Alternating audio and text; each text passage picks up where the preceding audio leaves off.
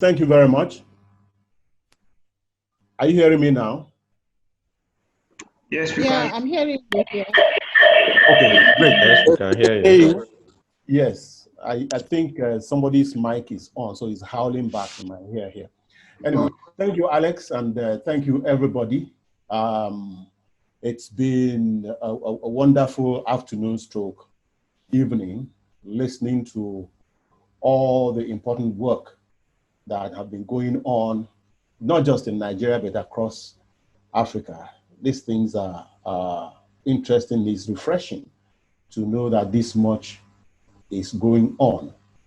And I mean, those of us who are journalists in the room, those of us who cover this constituency, many of the things that have been said, we are familiar with. Those that we didn't know, we are getting to know today.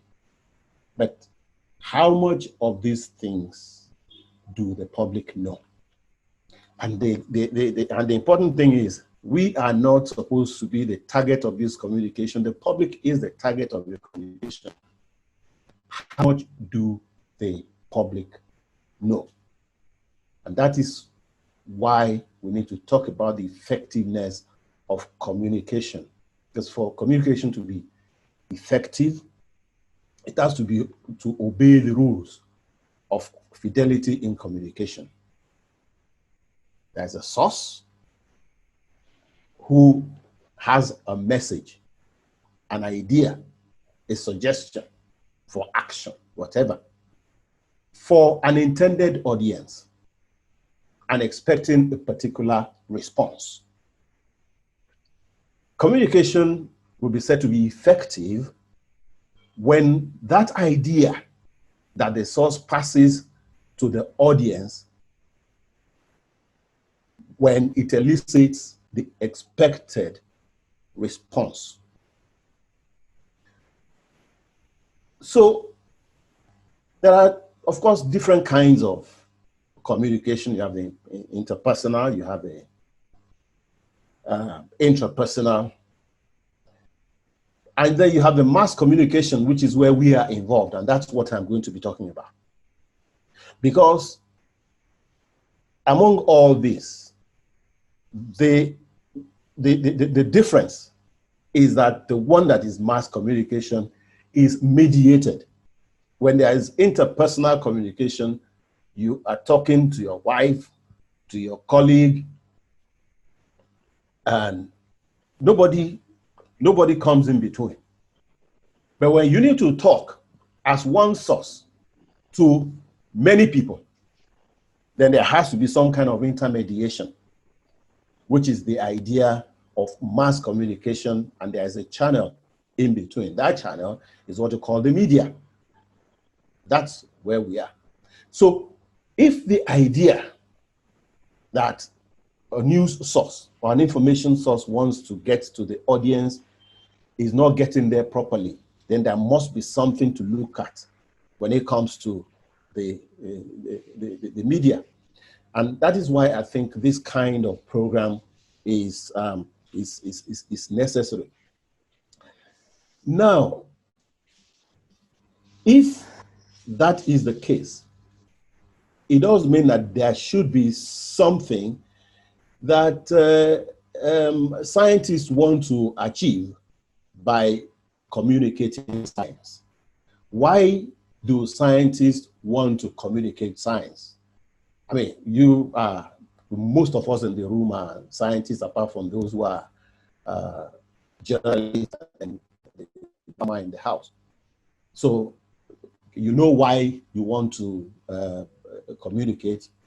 But the general understanding is that for the reason you want to communicate science is because you want the product of your research, of your science to become product, to become way of life, to inform policy in the way society is governed. You want to have a say based on empiricism, which is what your work is. Much of these things are not happening. You want to mitigate risk in times of danger, and I don't think we have seen any period in our lifetimes as where we are now. And of course, we see the role communication is playing, the role science is playing, where science should take the lead, something else is taking the lead at this point in time. So we want to mitigate risks. We are wondering how much of that is happening. And then, apart from all these three that I'm talking about and other things, one other thing that is very important that people, especially in the scientific community, don't pay attention to. It is also that communication is a career imperative. You need to be visible in order for the rest of society to recognize you for the work that you are doing. When you don't communicate, we don't know what you are doing. You are doing all these very important things, but it's like winking at a fine lady in the dark. You know what you are doing, but the lady doesn't know what you are doing.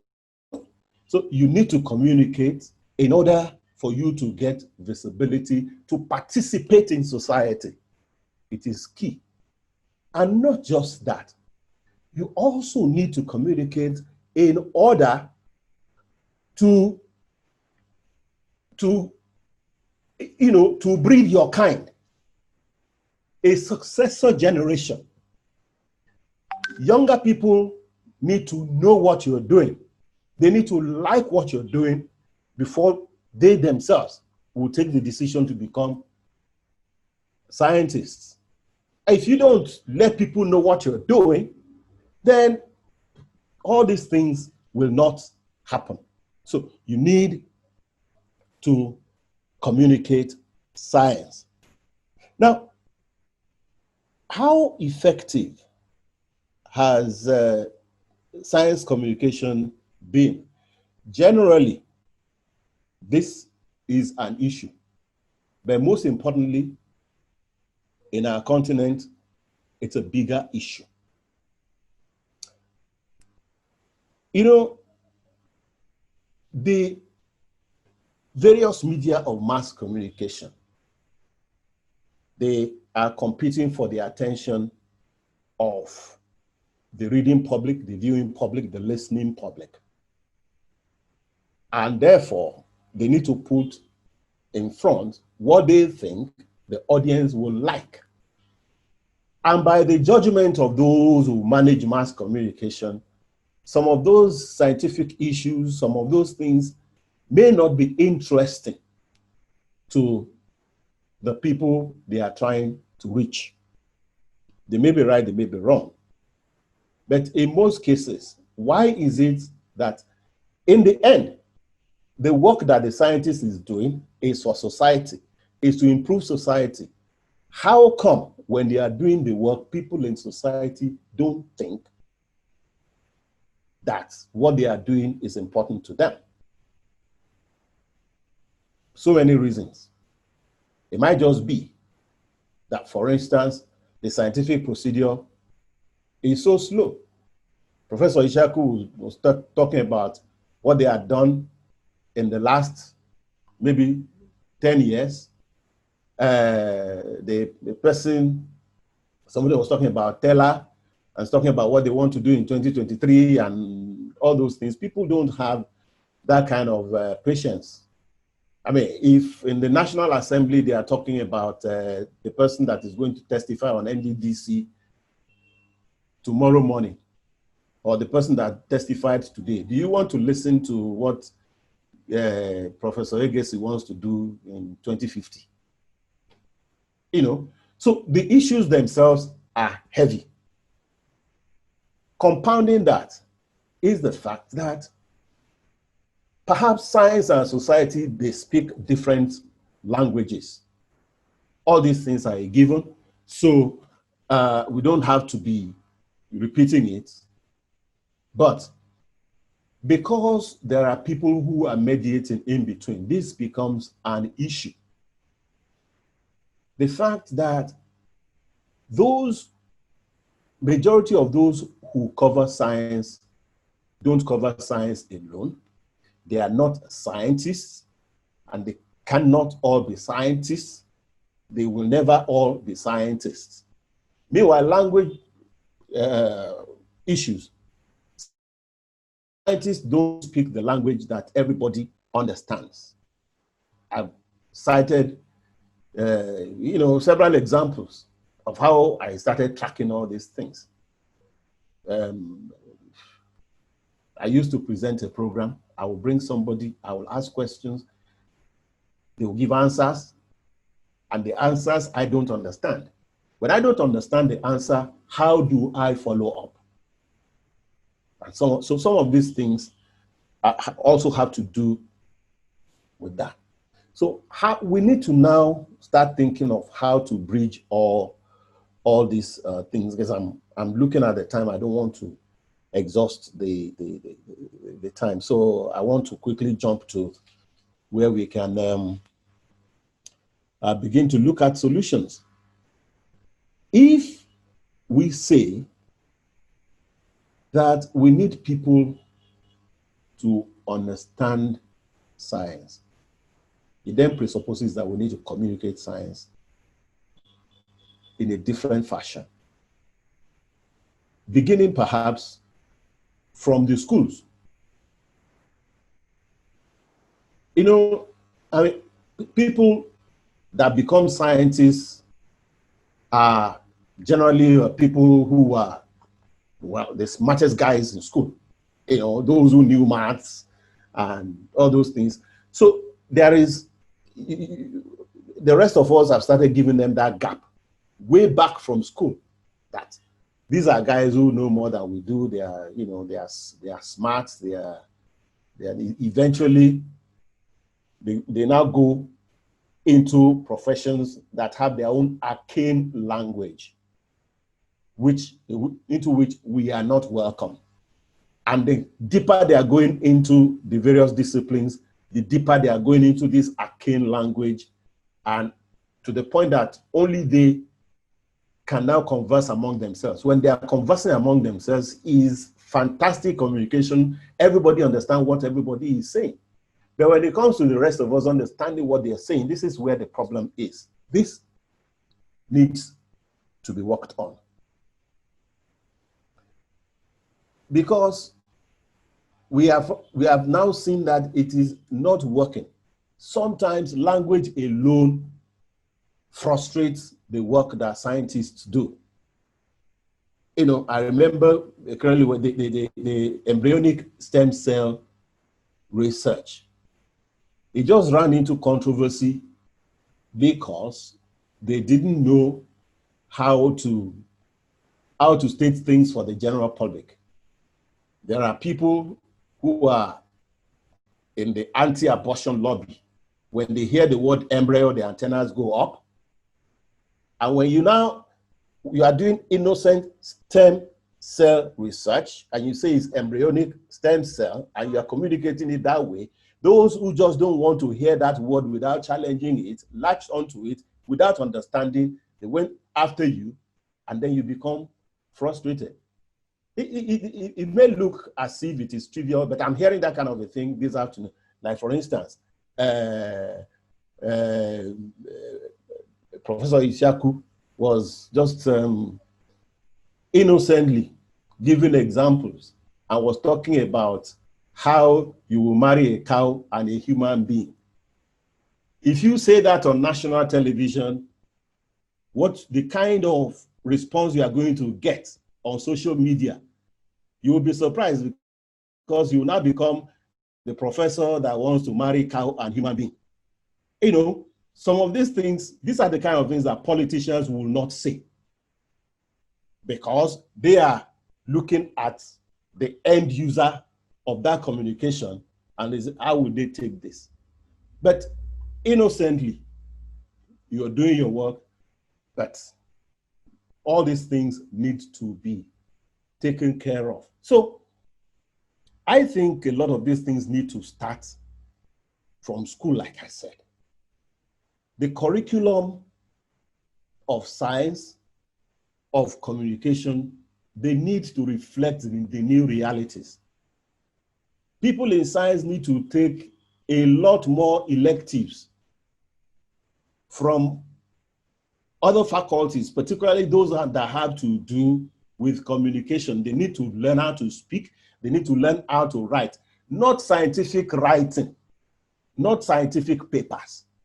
How to write, for instance, a newspaper article. How to convert this, your fantastic research, into a newspaper article. How to work with journalists. How do newsrooms work? You need to know all these things so that when somebody sticks a microphone in your mouth, you say the right things for the right purpose.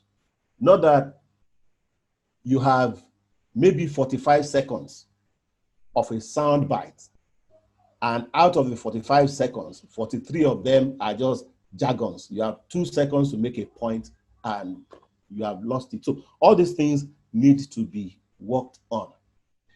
And again, those of you who are involved in research, grants are key to your research. When you are writing your research proposals, I think it is better you impress your funders that when this research is approved, as it is going on, you need to be communicating it. And at the end, you need to communicate it, which is to say you also have a budget for communication. Not that when all these things happen and then people need to know about it, you can't even get it known because it's not part of your budget, and you don't think that your donors, your funders, that's how they want their money spent. So be upfront. Let them know that you are going to need to communicate this, because if, for instance, something is not set aside in the form of OFAB, how do we do all these things that we are doing? If OFAB is not in place, before OFAB, how was NABDA able to put out all these ideas across? It was a lot more difficult.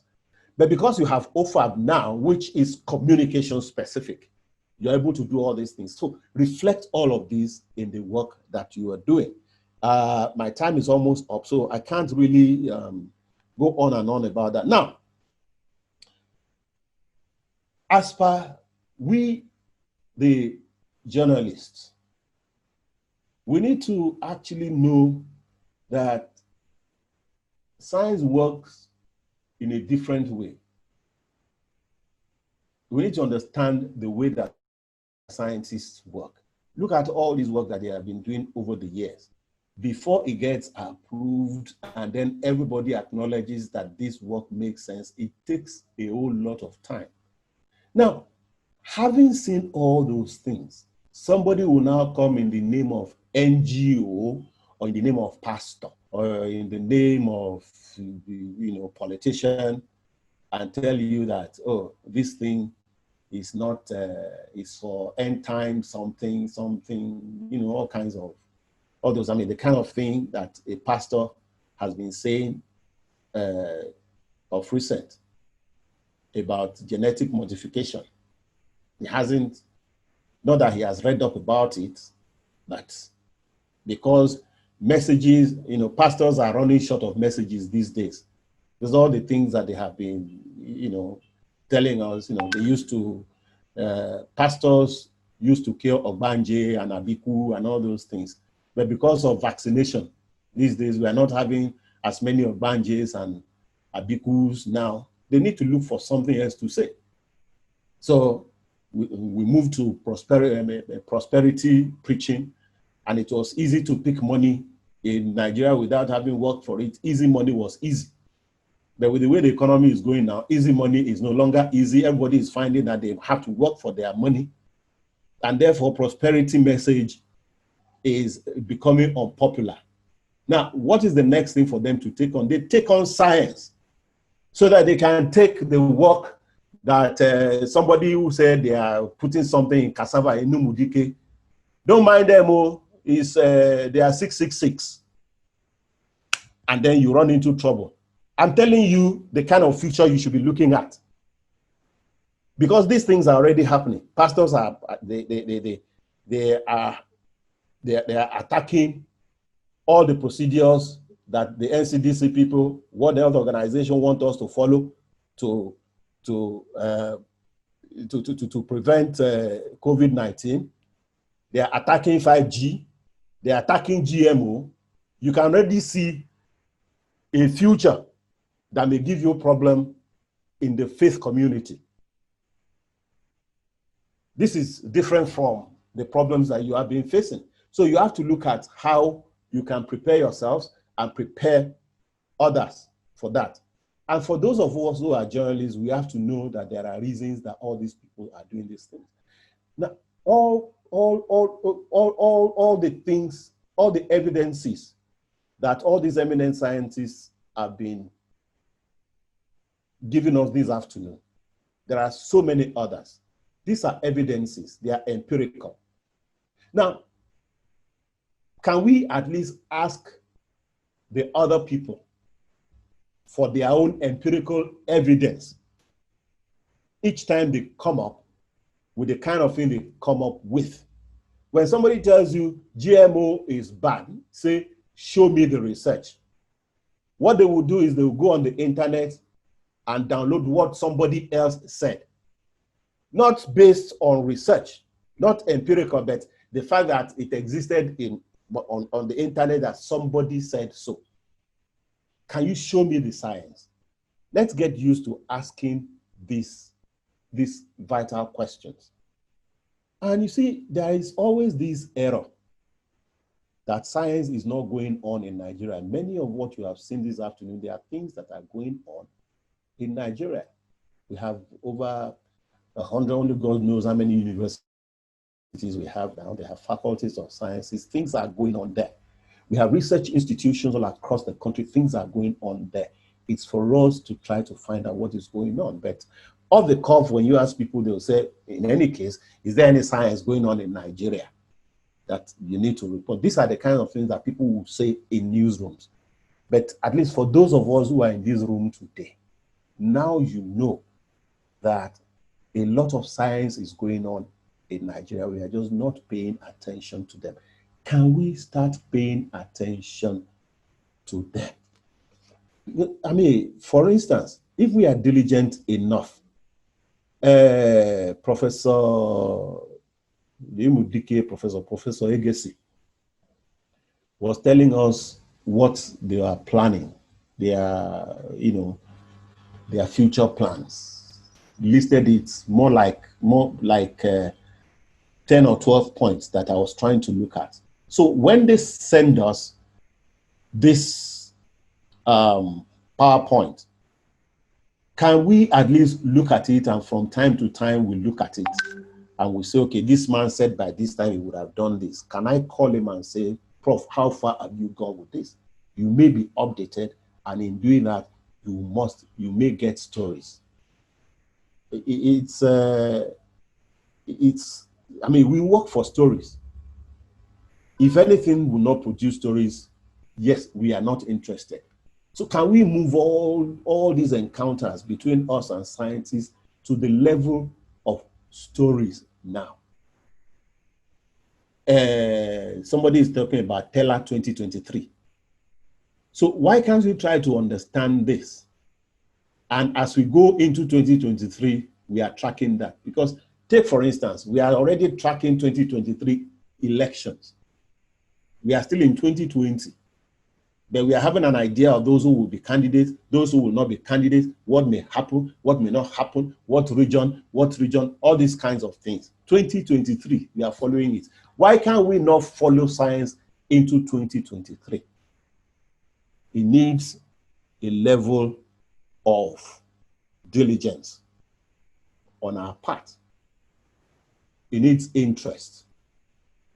And if we can do all of this, then we'll find that science can actually generate stories, and they can generate credible stories. But we need to be interested in the first place. And it's an area where you can have award-winning stories, different from convention. You are not among the crowd. Everybody is covering politics. Everybody is covering sports. Everybody is covering economy. Can you try to make a difference and then follow all these things? And I know you can now see that these people are human beings like the rest of us. When you call them, they will answer you. If somebody is telling you, if an editor is telling you that those scientists are arrogant, those were scientists of his own time. Yes, it used to happen. But today, scientists have become normal person. If you call Rose Gidado, he will answer you. I mean, she will answer you. If you call Professor Akpa, he will call you back. If you call Professor Isiaku, Professor Igesi, all the rest of them, they will answer you. And they will tell you what you want to hear. So don't use the old paradigm that, oh, they will be looking down on you. They can't look down on you. If anybody is ignorant enough to look down on you, you look down on them too. Because what you are doing is as important as what they are doing. And some of you are even more important in society. Society see you as more important than some of them. So don't look down on yourself. If anybody wants to look down on you, you look down on them first. So this is the situation. I've run out of time. Yeah. You know, maybe during the question and answer, if there's any question, I'll be willing to. Thank you very much, Diran. Very much, everybody. In fact,